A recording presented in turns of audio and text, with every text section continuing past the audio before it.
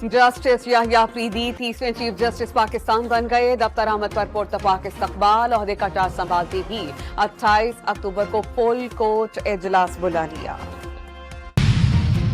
Supreme court की practice and procedure committee की तश्कील 9। Chief justice Yahya Afridi, justice Munib Akhtar और जस्टिस मंसूर अली शाह कमेटी का हिस्सा होंगे।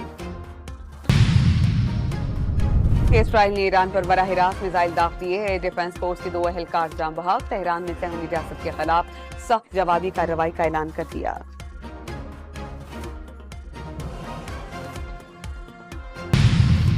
ईरान ने इसराइली हमलों के बाइस बंद अपनी फजाई हदूद खोल दी। मुख्तलिफ ममालिक की एयरलाइंस का अपनी परवाजों को ईरानी फजाई हदूद इस्तेमाल न करने का मशवरा। वज़ीर आज़म शहबाज शरीफ ने ईरान के खिलाफ इसराइली जाहियत पर शदीद तशवीश का इजहार कर दिया। फरीक़ैन पर खत्ते में मजीद कशीदगी से बचने के लिए तहम्मुल से काम लेने पर जोर।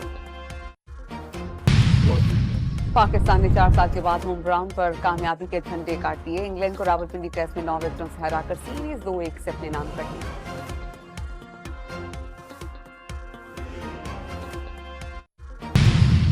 कप्तान शान मंसूर ने इंग्लैंड के खिलाफ जीत कौम के नाम कर दी। कहा, कौम ने इस जीत के लिए बहुत सब्र किया।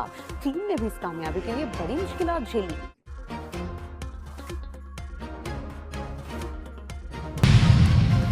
इंग्लिश कप्तान का पाकिस्तान के खिलाफ टेस्ट सीरीज हारने पर अफसोस का इजहार। बेन स्टोक्स ने 2 मैचेस में पाकिस्तान की परफॉर्मेंस को शानदार करार दिया। कौमी स्पिनर नमान अली ने बॉलर ऑफ द मैच का अवार्ड अपने नाम किया। Sajid Khan player of the series, जबकि बैटर साउथ शकील सेंचुरी बनाने पर मैन ऑफ द मैच फरार।